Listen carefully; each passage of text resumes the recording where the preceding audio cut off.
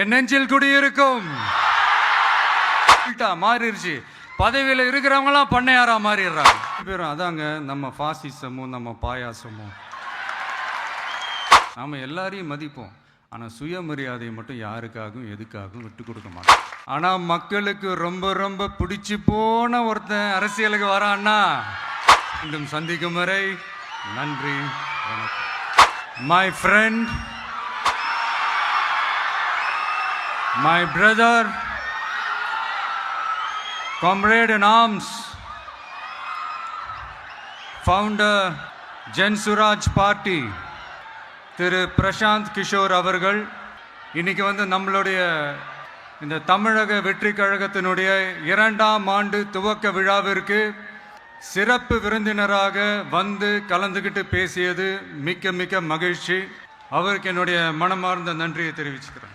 We are an emerging primary political force in Tamil Nadu politics with a firm commitment to create history in the upcoming 2026 assembly elections of Tamil Nadu, like 1967 and 1977 assembly elections of our state.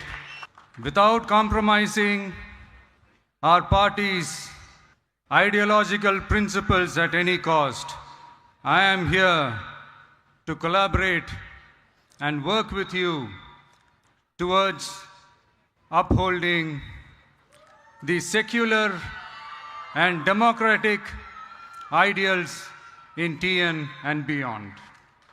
என் நெஞ்சில் குடியிருக்கும்.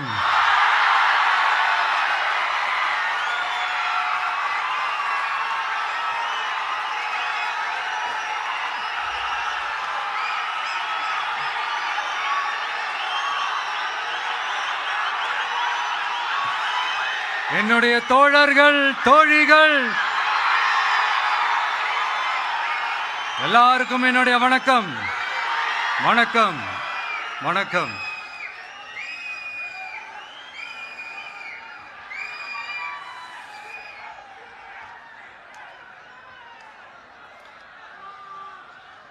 இந்த அரசியல்னாலே வேற level தான்ல. ஏன்னா இந்த அரசியலில் மட்டும்தான் வித்தியாசமான ஒன்று நம்ம பார்க்கலாம். யார் யாரை எப்போ எதிர்ப்பாங்கன்னே நமக்கு தெரியாது. யார் யாரை எப்போ ஆதரிப்பாங்கன்னே நமக்கு தெரியாது. அதை கணிக்கவே முடியாது.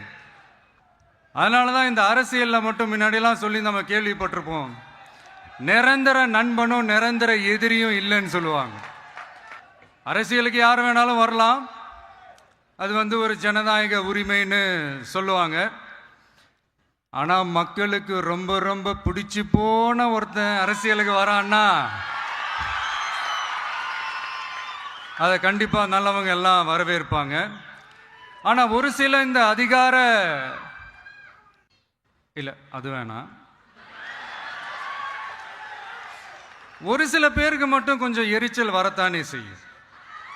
அது இருக்கும் தானே. என்னடா இவன் திடீர்னு ஒருத்தன் என்ட்ரி கொடுத்துட்டானே, இது வரைக்கும் நாம சொன்ன பொய்யெல்லாம் நம்பிக்கிட்டு மக்கள் நமக்கு ஓட்டு போட்டுக்கிட்டு இருந்தாங்களே, ஆனா இப்ப இவன் சொல்றதெல்லாம் பார்த்தா மக்கள் மனசுக்கு ரொம்ப நெருக்கமா வேற இருக்குது. அதுவே நமக்கு ஒரு பெரிய நெருக்கடியாகவும் இருக்குது. இவனை என்ன பண்ணலாம், என்ன செய்யலாம், எப்படி இவனை இது பண்ணலாம், க்ளோஸ் பண்ணலாம், எப்படி இவனை க்ளோஸ் பண்ணலாம், ஒரு கன்ஃபியூஷன் ஒன்று வரும். அந்த கன்ஃபியூஷனில் கத்துறதா கதறதா என்ன பண்ணுறதுன்னு தெரியாமல் வர்றவன் போகிறவன்லாம் கட்சி ஆரம்பிக்கிறான்னு சொல்லி இப்படி ஏதாவது பேச ஆரம்பிப்பாங்க. இப்போ நம்ம ஆட்சியில் இருக்கிறவங்க நமக்கு எதிராக பேசுகிறாங்க இல்லையா, அந்த மாதிரி. இப்படிப்பட்ட ஒரு அரசியல் காலத்தில் கொஞ்சம் கூட ஒரு பயம் இல்லாமல், ஒரு பதட்டம் இல்லாமல், வர்ற எதிர்ப்புகள் எல்லாத்தையும் சும்மா லெஃப்ட் ஹேண்டில் டீல் பண்ணிக்கிட்டு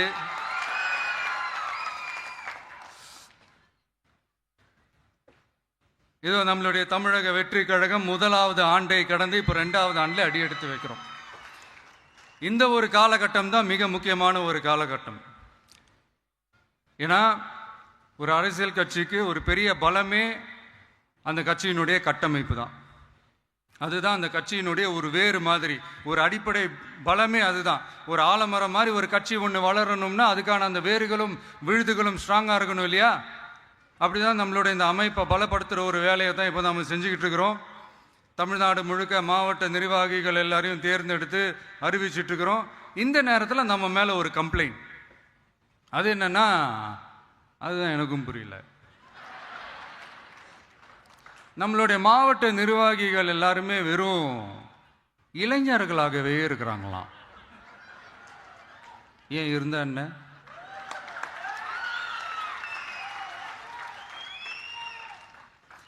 அறிஞர் அண்ணா அவர்கள் கட்சி ஆரம்பிச்சப்பா அவர் பின்னாடி நின்னதும், புரட்சி தலைவர் எம்ஜிஆர் அவர்கள் கட்சி ஆரம்பிச்சப்பா அவர் பின்னாடி நின்னதும் வெறும் இளைஞர்கள் தான்.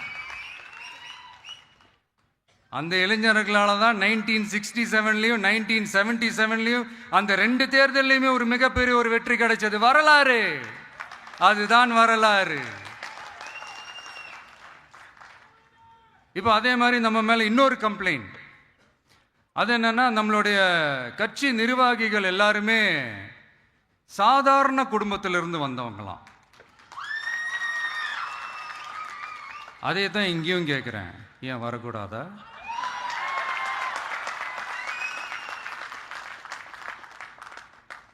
சாதாரண குடும்பத்திலிருந்து வந்தவங்க தான் பெருசு பெருசா சாதிச்சிருக்கிறாங்க. இன்னும் சொல்ல போனா நம்மளுடைய கட்சி எளிய மக்களுக்கான கட்சி தானே. அப்படி இருக்கும்போது நம்மளுடைய கட்சி நிர்வாகிகளும் எளிய குடும்பத்தை சேர்ந்தவங்களா தான் இருப்பாங்க. நம்மளுடைய கட்சி ஒன்றும் பண்ணையாறுகளுக்கான கட்சி கிடையாதுல்ல.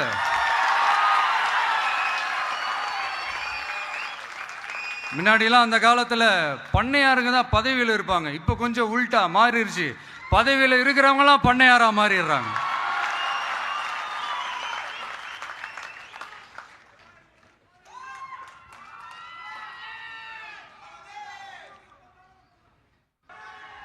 மக்களுடைய நலனை பற்றியோ, நாட்டோட நலனை பற்றியோ, வளர்ச்சிகளை பற்றியோ எதை பற்றியும் கவலைப்படாமல் பணம் பணம் பணம், எந்தெந்த வழிகளில் எந்தெந்த ரூட்லலாம், இப்படிப்பட்ட இந்த மைண்ட் செட் உள்ள இந்த பண்ணையார்களை அரசியலை விட்டே அகற்றுவது தான் நம்மளுடைய முதல் வேலை.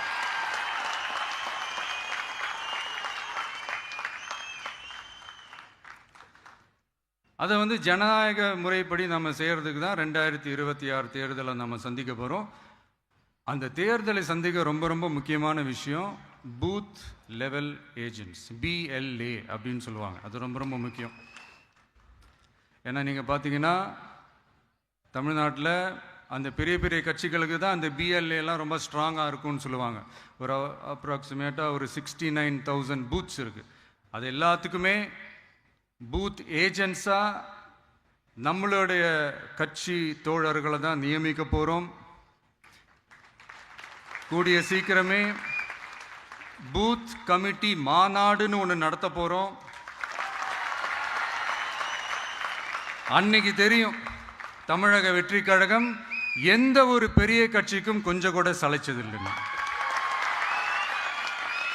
அன்னைக்கு தெரியும் தமிழக வெற்றி கழகம் தமிழ்நாட்டில் முதல் சக்தியா, முதன்மை சக்தியா, பவர்ஃபுல்லா இருக்குதுன்னு அன்னைக்கு ப்ரூவ் ஆகும்.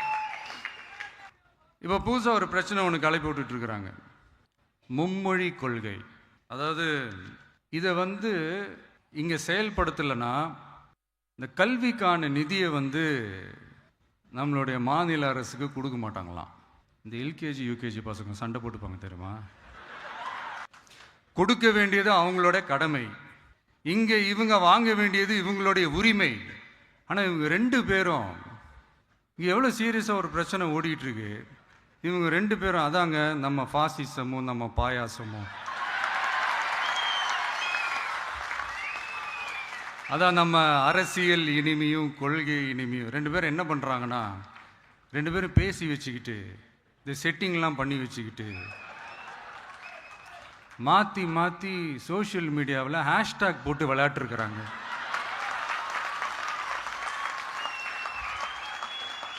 இங்கே என்ன நடந்துக்கிட்டு இருக்கு? அதாவது இவங்க 2 பேரும் அடிச்சுக்கிற மாதிரி அடிச்சுப்பாங்களாம். அதை நாங்கள் நம்பணுமா? மக்கள் நம்பணுமா? What bro, it's very wrong bro.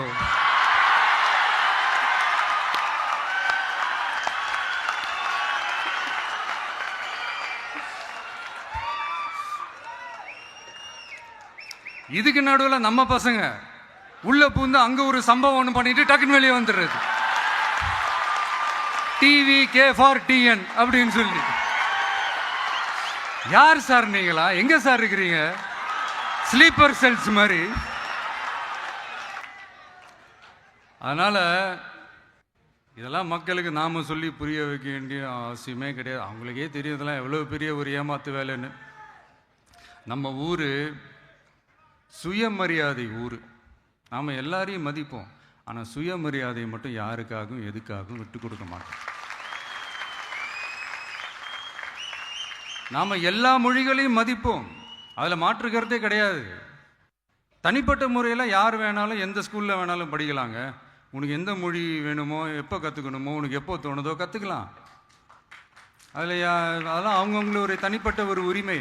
ஆனால் கூட்டாட்சி தத்துவத்தை மீறி மாநில தன்னாட்சி உரிமைக்கு எதிராக ஒரு மாநில அரசின் மொழி கொள்கையை, கல்வி கொள்கையை கேள்விக்குறியாக்கி வேறு ஒரு மொழியை வலுக்கட்டாயமாக திணிச்சா, அதுவும் அரசியல் ரீதியாக திணிச்சா. அதனால் நம்மளுடைய தமிழக வெற்றி கழகம் சார்பாக நாமளும் இந்த பொய் பிரச்சாரங்களை எல்லாம் புறம் தள்ளிவிட்டு இதை நாங்கள் உறுதியாக எதிர்ப்போம்.